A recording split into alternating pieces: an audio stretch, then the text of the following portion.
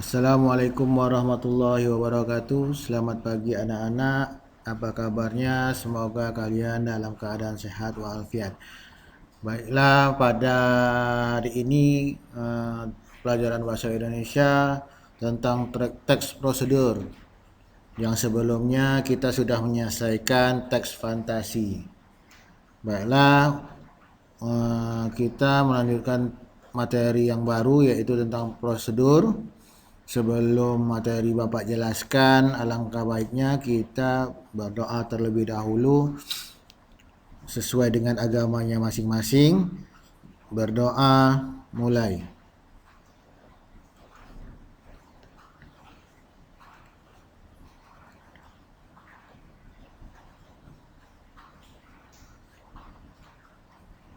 Berdoa selesai. Baiklah, materi tentang teks prosedur terdapat pada KD 3.5 yaitu tentang mengidentifikasi teks prosedur. Tujuannya adalah satu, menjelaskan pengertian teks prosedur. Dua, menjelaskan tujuan teks prosedur. Tiga, mengidentifikasi ciri-ciri teks prosedur. Yang keempat, menjelaskan jenis teks prosedur. Tujuan pembelajaran kita yang pertama yaitu tentang pengertian teks prosedur. Teks prosedur adalah teks yang berisi penjelasan langkah-langkah pengerjaan sesuatu yang sistematis atau runtut. Maksudnya adalah pengerjaan sesuai dengan langkah-langkah yang urut. Misalnya nomor 1, langkah-langkah perintahnya apa, nomor 2, nomor 3, dan seterusnya. Tidak bisa nomor 3 terlebih dahulu atau nomor 2.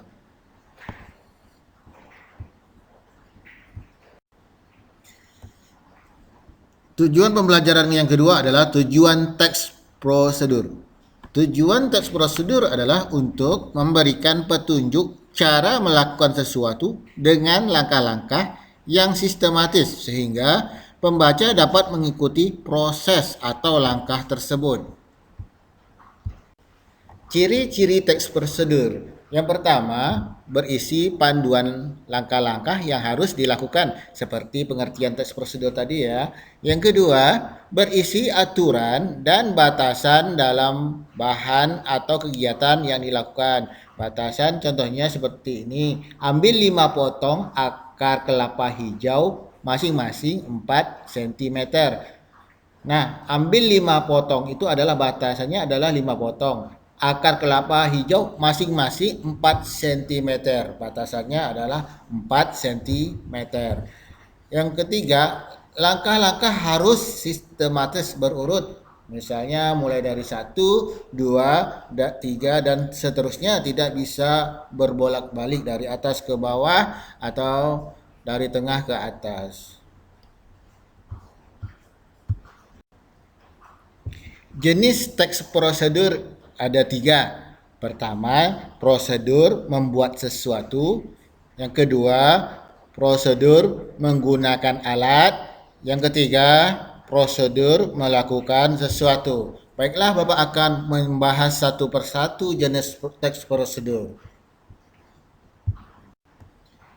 Jenis teks prosedur yang pertama adalah prosedur membuat sesuatu. Teks prosedur membuat sesuatu adalah teks prosedur yang berisi langkah-langkah membuat sesuatu barang. Intinya hasil teks prosedur ini berupa suatu produk. Contohnya, teks prosedur membuat mie goreng, teks prosedur membuat nasi goreng, teks prosedur membuat gantungan kunci, teks prosedur membuat kotak pensil, dan lain-lain. Maka teks prosedur ini termasuk jenis teks prosedur membuat sesuatu. Nah, anak-anak, Bapak menampilkan satu buah contoh teks prosedur, yaitu cara membuat secangkir kopi. Secangkir kopi adalah minuman yang biasa menjadi teman sarapan pagi kebanyakan orang. Biasanya meminum kopi akan dilengkapi dengan biskuit atau roti. Berikut alat dan bahan serta langkah-langkah dalam membuat secangkir kopi. Nah, ini adalah bagian pendahuluan.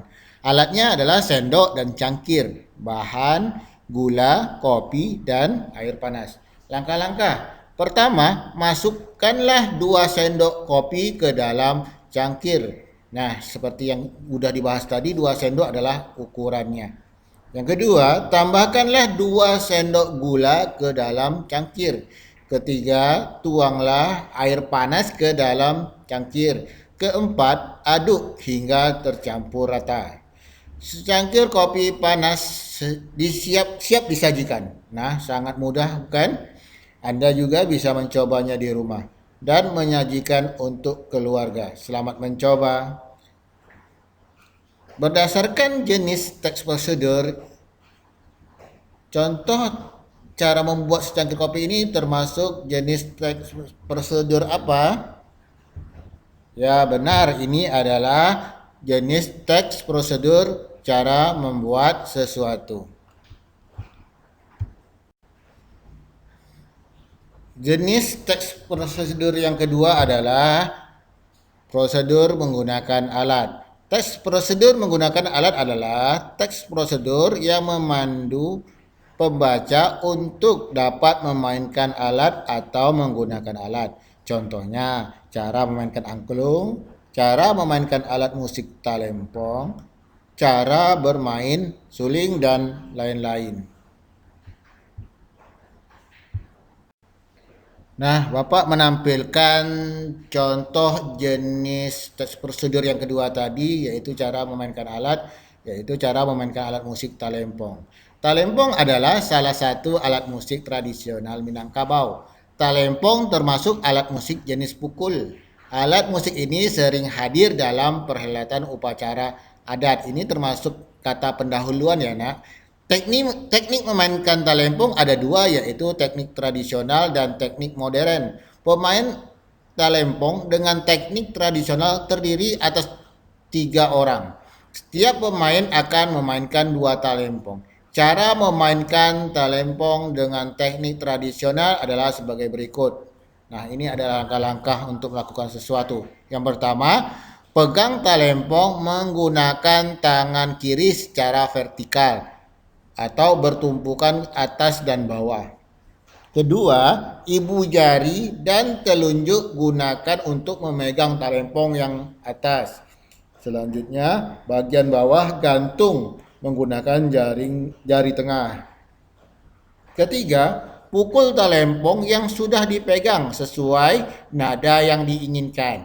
Untuk teknik modern ada 2 langkah yang dapat dilakukan dalam memainkan alat musik talempong. Pertama, letakkan talempong pada racakan atau tempat talempong. Kedua, pukul talempong sesuai dengan nada yang diinginkan. Kita harus melestarikan alat musik talempong sebagai alat musik tradisional. Jika Anda tertarik untuk memainkan talempong, berarti Anda tertarik untuk melestarikannya. Nah, ini termasuk jenis teks prosedur karena di dalamnya ada langkah-langkah untuk melakukan sesuatu. Menurut ciri-cirinya adalah ini termasuk jenis teks prosedur cara memainkan alat.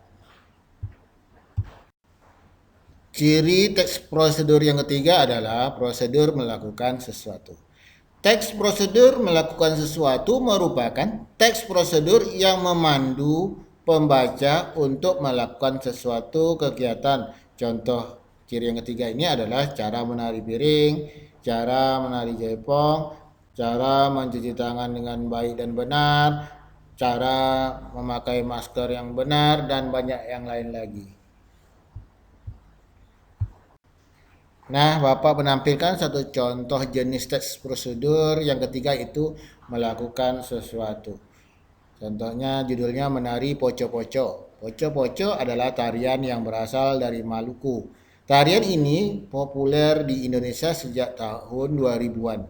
Gerakan tari poco-poco sangat mudah dilakukan. Berikut langkah-langkah menari poco-poco. 1. Putar lagu poco-poco. 2. Berdirilah dengan posisi kaki rapat. 3. Lakukan gerakan jalan di tempat. 4. Kembalilah pada posisi berdiri semula. 5. Gerakan 2 langkah kaki ke kiri. 6. Kembalilah ke posisi berdiri semula. 7. Setelah itu mundur 2 langkah ke belakang. Yang ke-8, majulah 2 langkah ke depan ke tempat semula. 9. Putar badan 360 derajat. Yang ke-10, ulangi gerakan tersebut beberapa kali dengan variasi gerakan badan sampai lagu habis. Ikutilah langkah-langkah menari pocong-pocong tersebut. Jika sering dilakukan, Anda akan mudah terlatih dalam gerakannya. Selamat menari, anak-anak bisa mencobanya di rumah. Nah, demikianlah materi yang Bapak sampaikan tadi, yaitu tentang mengidentifikasi teks prosedur. Yang kita pelajari tadi adalah yang pertama, yaitu apa itu pengertian teks prosedur, apa itu tujuannya teks prosedur, apa itu ciri-ciri teks prosedur, dan yang terakhir tentang jenis teks prosedur tadi. Semoga anak-anak bisa memahami. Terlebih terkurang Bapak mohon maaf. Bapak akhiri, Assalamualaikum warahmatullahi wabarakatuh.